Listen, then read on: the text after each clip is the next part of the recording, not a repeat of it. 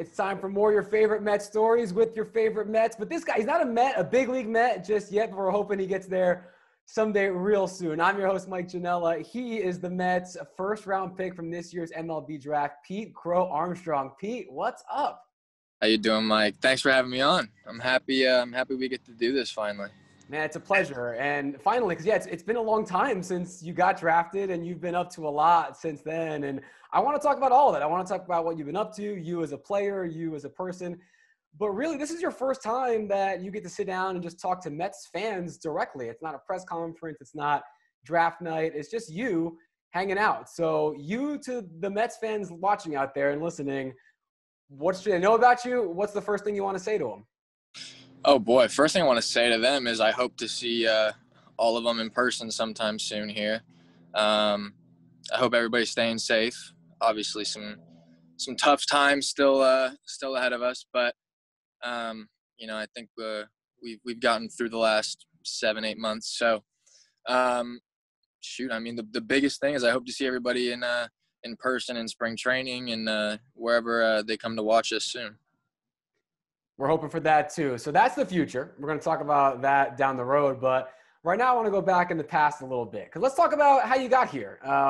The draft. I'll take you right back to that night. I remember watching it and they call your name. Rob Manfred says your name. Mets select Pete Crow-Armstrong. Family behind you, friends that are there with you. They're going crazy. You kind of take a moment. You remember that? You kind of put your head down. You took a little bow before you hugged everybody and kind of celebrated. What was going through your head when you took that little minute for yourself? That's a great question. I don't remember, to be honest. I think I was very overwhelmed. I think on the field, I tend to and I try to show a lot of emotion. But off the field, I think I'm a little bit of a different person. I think that reaction kind of sums me up as about who I am off the field. And, I was just so happy that with everything going on, I could get a handful of people, my closest people, with me that night. And I think once I heard it, I had to take a second for sure, because I didn't know, I didn't really know what was going on. I mean, it was a crazy couple hours leading up to the 19th pick. So. What's draft day like? I've never been drafted by a big league team. Most of us haven't, especially in the first round. Are you waking up early? Do you sleep in? Are you nervous? Like, what's the prep like? What are those couple hours like? Well, I tried treating it like a normal day. I got up, I worked out, and then I treated it like a normal day. There wasn't much prep. I think my mom and my dad took a lot of the stress off my shoulders with all like the setup for the media stuff and the lighting and all that and all that jazz. So I just got to go about my day and try and take my mind off, what was coming up for, a good chunk of the day. And then once it happened, I was just on the couch and waiting at that point. It's nice when you have two parents that are Hollywood actors to be able to handle lighting and the setup of your get together. That's pretty good to have. Now, and that was the first person you hugged. You hugged mom right away, yeah. Which is always a good move. One of the trivia things about you that I'm sure a lot of people already know, or if they don't, they're going to love it, is that she played the mom of Billy Haywood in Little Big League, which I know a movie you love, a movie I love. I think every baseball fan loves it. Now she's the real-life mom of an almost real big leaguer. How's she been handling all this? What has it been like for her? I had to hug mom first. That's I hope that's how everybody goes about their successes is hug mom first. She's held me down and my dad too. She runs the household and we let her do her thing and she's done so much for myself, but for both of us. And, since then, like she stayed the exact same, she's the best, most hardworking person. And, since then it's just been the utmost support from both of them. And, I think that now that I've gone to instructs and all that, I think we're all just excited for, me to get back on the field and hopefully the spring. So Just make sure you don't order night nurses from Jersey on the hotel on the pay-per-view, like in the movie. I'm sure that's one piece of advice she can give you. I don't think she'd be too happy about No. that. Was there ever, maybe not, because it seems like you've just been an athlete since you were a kid, but both parents working actors, was there ever a thought of you trying to get into acting or go the Hollywood route, or was it always sports, always baseball? No, it wasn't. It wasn't even that. It was like sports or nothing or anything like that. It was. I never really wanted to get in front of the camera, and I don't think my parents wanted that either. But I think what I appreciate about them the most is like they never pushed me to do anything. It was always like them just checking in, being like, "Yo, you still love this? You still love baseball? You still want to go to practice?" And until my answer would be no, then I think that they'd kind of just support me the whole entire way. And it worked out because you get drafted 19th overall, a first round pick. So obviously their support system helped you to where you are now, to the point that you get a call after the draft. Was it the same night or the next day? Pete Alonso hit you up, right? He did. He hit me up over Instagram. I had a lot of support coming from a Mets background. But hearing from him was really cool, especially with the year that he had prior. And I mean, unbelievable player. And it was cool to hear him, hear what he had to say over text. And I think it was some really inspiring stuff. And I think it definitely made me want to get to his point so I could have the impact on the next draftee, reaching out and giving my support, but also keeping it real and being like, this is what you got to do now. So I think I appreciated every word that he had to give me. What kind of stuff did he share with you? Did he have to say with you? Well, kind of like I just said, he was like, look, now you're in it, and hopefully you work your way up and get to the point where you can be reaching out to the next Pete Crow-Armstrong or the next whoever. And it was mostly just a bunch of congratulations in that, and that was more than I could have asked for. And Matt Allen, Dom Smith, like I had a lot of congratulations and support, and I mean I couldn't have been more thankful for those little messages, how big or how small. So that's what I was going to ask you next. How many other either Mets or other MLB people? You come from a baseball factory at Harvard Westlake. Like, how many people were reaching out to you? You must have had. I mean, how many messages, how many calls, how many DMs waiting for you in the next day after? I don't. Yeah, it was a lot, but it wasn't like a burden. I was more than happy responding to those texts just because people went out of their way to congratulate me. And Matt Allen and I had played against each other for a couple of years back when we were both in high school, and he always beat me, and I was excited to hear from him, and I was also really excited to know that I was going to get to have a little bit more opportunity off him. So yeah, I mean, I got a lot of love, and I think that was probably even better than getting drafted itself was just the support that I got from everybody, whether they were a baseball person or not. And it's cool you mentioned that chain because David Wright reached out to Pete Alonso when he got drafted, and then Pete does the same thing to you. So we're hoping you can keep that rolling for whoever, like you said, the next one coming up is down the road, because that's what you play this game for, right? Is that kind of camaraderie, that tradition, passing it on. 100%. I mean, I took everything that each one of them said to heart, and I really do want to be that next person reaching out to the next draft pick because I know how special that felt. So, I mean, I think that'll be really cool if I ever get to do that. So another Met you had to talk to afterward wasn't a guy that's in the bigs now, but who could have been your college coach, Mike Baxter, who you were committed to Vanderbilt, and he's a coach there now. There's a lot of their recruiting. How much was he involved in recruiting you? And then what was the conversation like, you and him, after everybody finds out you get picked by the Mets? I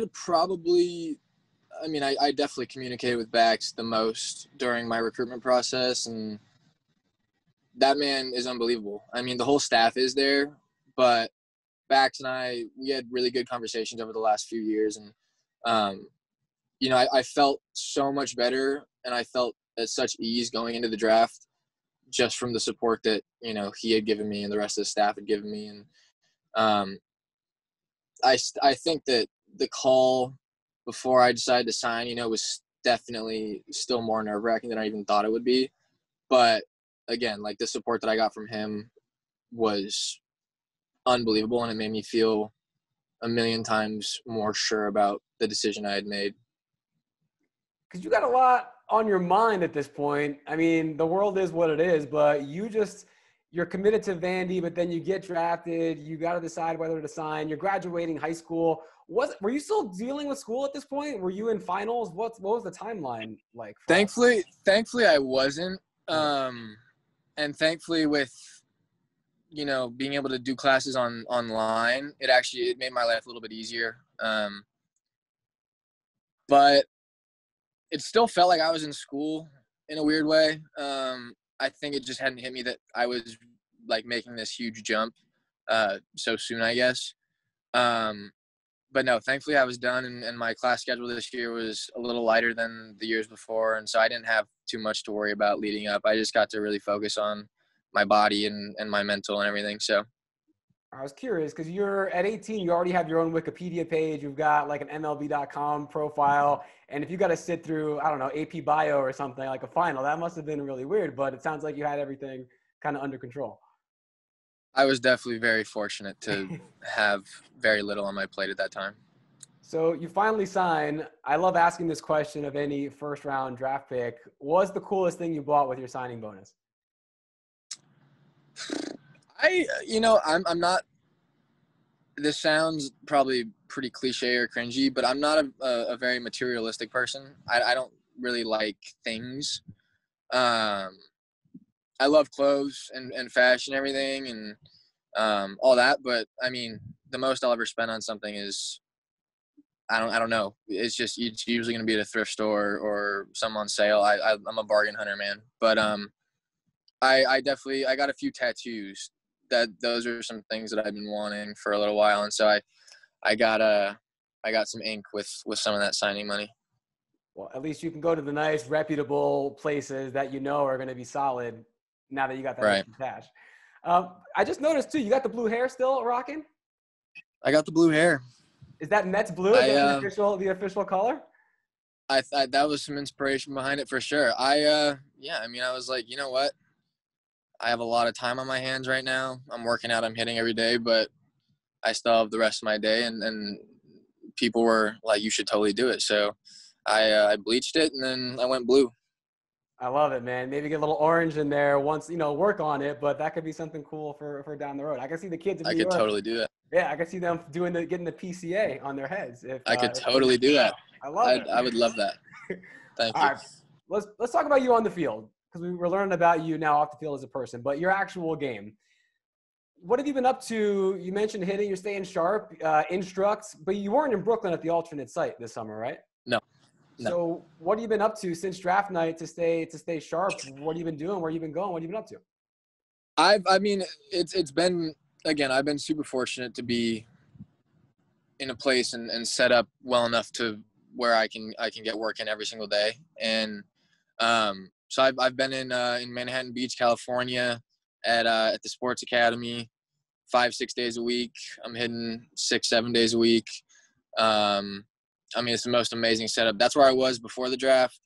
That's where I've been after. My trainers, Tyler and Bobby, they're the best. I mean, they got a lot on their plate too, and they make time for every single one of us. And they've definitely been super instrumental in, my progression physically, and also like being able to like go there every day takes my mind off of, what else is going on and knowing that it's not the time to play. So being able to go there and stay in shape and all that is pretty great. So then were you down in Florida at all, or the Dominican at the Mets facilities too? Or is that not scheduled yet? We went to Instructs late September till early November, and that was super exciting for me. I think that it was a big, weight lifted off my shoulders when I finally like found out that I was getting to go play some baseball.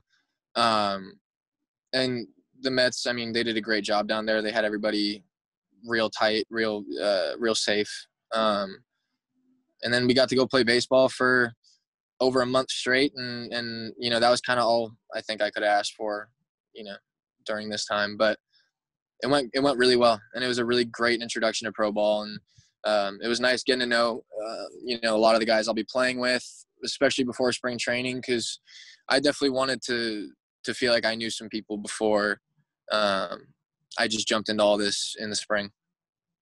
No, it's a great way to get your foot in the water before, spring and you get down to big league camp and everything. So I'm glad you had that chance to do a little bit of that.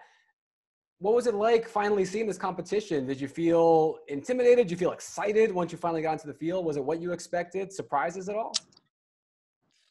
I wouldn't say there was any surprises. I think it was more excitement than anything. There was definitely a lot of adjustments to be made. I struggled in the beginning for sure. But I think, the biggest thing was building a routine while you're there. It's going to be a new one because pro ball is nothing that I've experienced before. And having to adapt to that was actually really fun for me.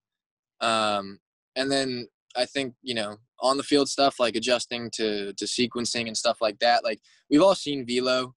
But I mean, guys' balls are moving a lot more. The sequencing was probably the toughest thing to get used to, but it definitely, it works your brain. And I think that I definitely loved adjusting to all the stuff that, was thrown at me on the field.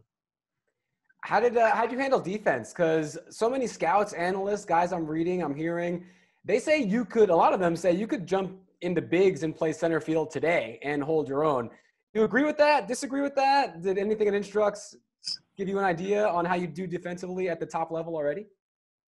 I'd say I agree with that. I love defense more than anything, and I'm very confident in my ability defensively. We had some good outfield coaches out there, Rafi and Marlin, and I think the only thing that I had to get used to defensively was the different positioning because, in high school fields are way smaller. You don't have as much grass to cover, but I think the biggest thing was just positioning. And then I've played wood bat ball the last 3 summers. So, hearing the sounds, that wasn't too big of an adjustment, but I would say the positioning and I mean, that's about it. But I think if I'm looking back on it, I totally think that I held my own, and I loved every second out in the outfield too, because it's fun getting to run down balls that are hit further than you normally see, and I'm excited to get to do that a lot more in the future. Is that just you loving defense, or is your generation, is defense cool? Because homers obviously have had their moment, but is this a thing that we're going to be seeing a lot more of, or is this just an obsession you have with the glove? I hope we see a lot more of it. When we were out there, everybody had the same mindset where, we love defense and we're not gonna let anything fall. And I think that collective mindset was huge for, the outfielders' success. And I will say the outfield group that we had, however many of us it was, we killed it out there. I think that we did a really, really good job. And I think, the Mets minor leaguers that I got to hang with in the outfield, it's going to be, it's going to be a dangerous outfield. Doesn't matter who's filtering in and out in the future. I think that a lot of us could go play in the big leagues right now. How do you think your game projects to the big leagues? They called you on draft night a fire plug, I think. You agree with that assessment of your game, or how would you describe how you'd slot in on a big league roster? I mean, I honestly can't even answer that right now. I think that, and as I continue in the minor leagues, I just want to adapt and adjust. I want to listen a lot. But I think that doesn't, mean that I can't bring that same energy, because I do think I'm a firecracker, spark plug, whatever you want to call it. That's just the energy that I bring to the table. But again, I think that I'm not going to change my game, but I'm going to try and fit in where I'm needed. And I think that's the most important thing for me to remember is, play your part. So, we'll see how I progress as the years go on, but I just want to listen and learn a lot from older guys that I get to be around. And, if my time comes in the show, then I just want to fit right where I'm supposed to. Hey, man, be that sponge. Just take that information in anytime you get that chance. Totally. Couple guys, I'm going to give you some names. Javi Baez, Ronald Acuna, Fernando Tatis Jr., Ken Griffey Jr., Ricky Henderson. These are all guys you've name dropped in the past, guys you modeled your game after, guys you love how they played. What is it about those dudes, their personalities or their games that you try and take and put into your mix? I think that, I think energy is like the first thing that people see. I think that everybody knows that those guys are unbelievable baseball players, but I think the first thing that hits the eye is how they're carrying themselves on the field, and that's what always struck me about those guys. I mean, and I think a common thing between all of them is that they're unbelievable defensively, every single one of them, and I think, again, that's just something that I really gravitate towards. But I mean, I don't think you can't like how those guys play the game. It's totally with the times. I mean, those people, those are the people, the kind of energy that we need in baseball right now. I mean, they're cool. Like, you just watch them and it's just funny. Like, that guy's cool. So yeah.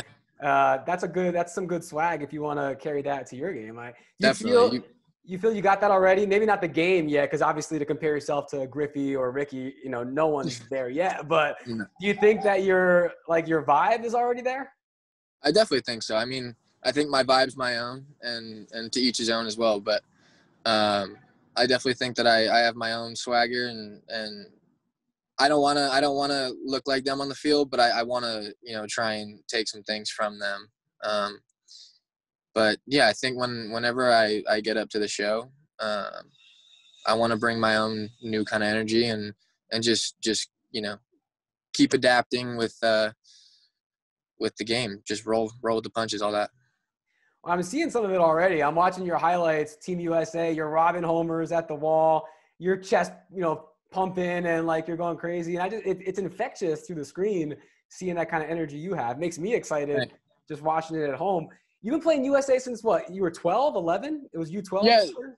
Yeah, the first time I got with USA was when I was 12. I met some of my very best friends on that team. That was great. And then I was lucky enough to play for several or a few more teams.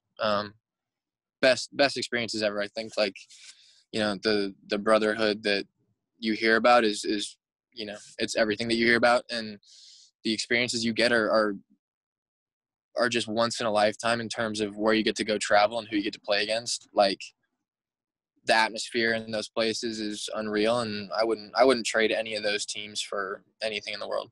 Where are some of the places that you went? I got to go to Mexico, to Panama, Colombia, and South Korea.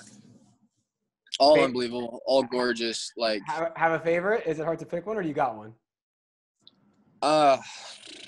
Korea was unreal. I mean, the fans out there were also super special. I think they loved the game just as much as everybody was playing it.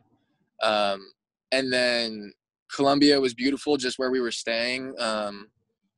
It was really cool to actually just sightsee and stuff. And, the baseball was also unreal. But shoot, man. I mean, I could say the same thing about pretty much every single one.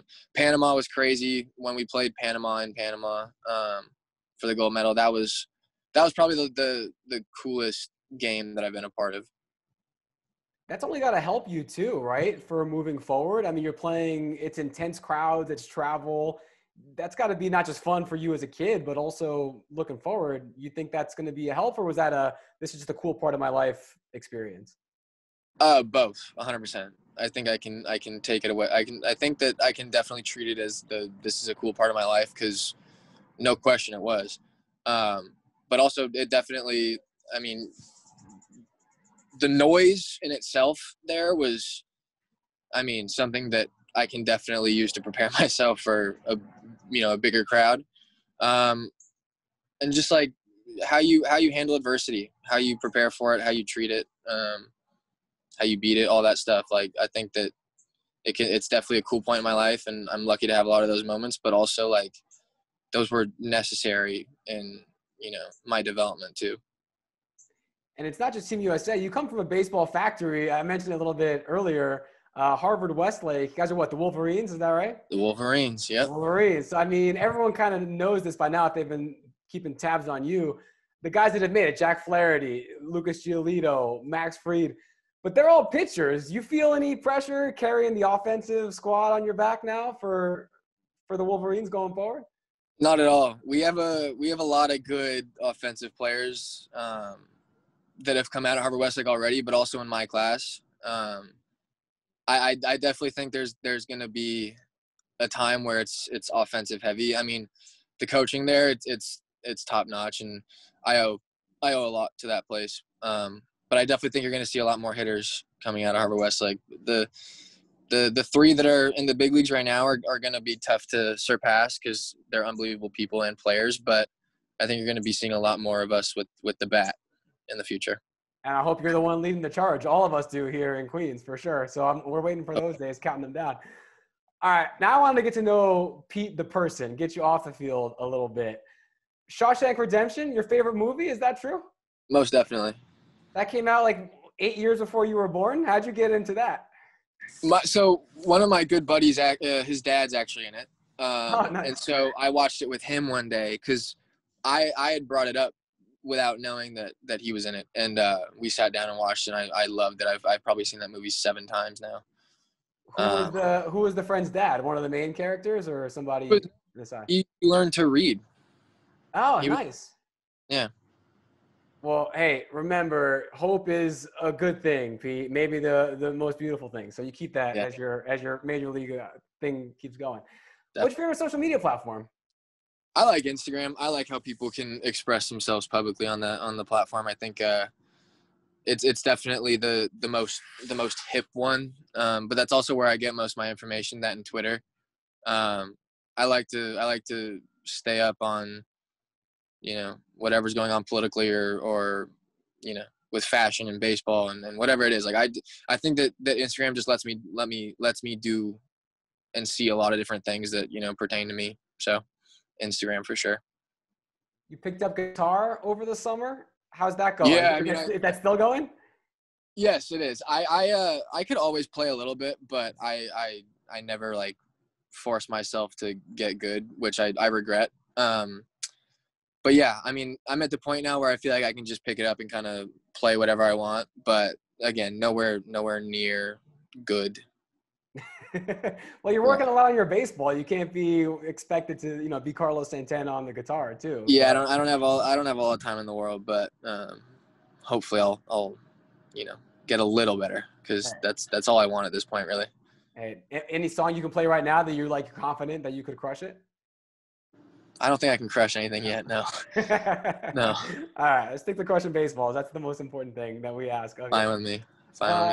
If you can get dinner with any Met, past or present, just you guys one-on-one, who would you want to grab something to eat with?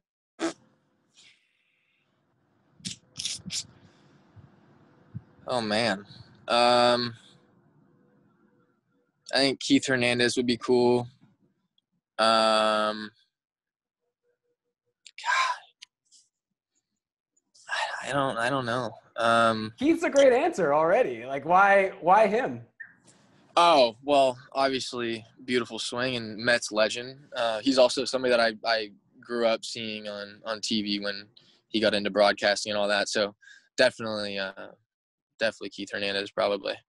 I'm sure a lot of people would answer him too. I mean, I'm assuming he'd be a great dinner sit down. So that's a great answer. I got a feeling you'll have a choice to sit with a lot of guys as the years come on. So I hope so. Won't be short on choices. I'm assuming you've been to New York before. When was your first time that you came to New York City? I've never been to the city yet. Really? No kidding. Only upstate. That's another reason I'm super excited to get going and have baseball on a regular schedule again. Is just I want to get to the city and see see how they rock down there. Oh, they rock, man, especially if you can bring what you bring that you brought on the field so far. What are you looking forward to most about either the first time that you finally get here or being up here full time down the road someday in orange and blue? The Mets culture. I just want to, I mean, yeah, I just want to see fans in the stands and hear the crowd and all that. I want to, yeah, I just want to see people in the stands and enjoying baseball again. And the Mets culture is unbelievable. And that's what I'm looking forward to the most is playing for those people and winning for those people. Well, Pete, they're looking forward to welcoming you with open arms, I'm sure. This is a fan base that, we love our guys, and you seem already like one of our guys. So thanks so much for taking the time. Anything else you wanna get out there while people are checking you out? No, I hope everybody's staying safe. That's it. Biggest priority right now. Stay safe.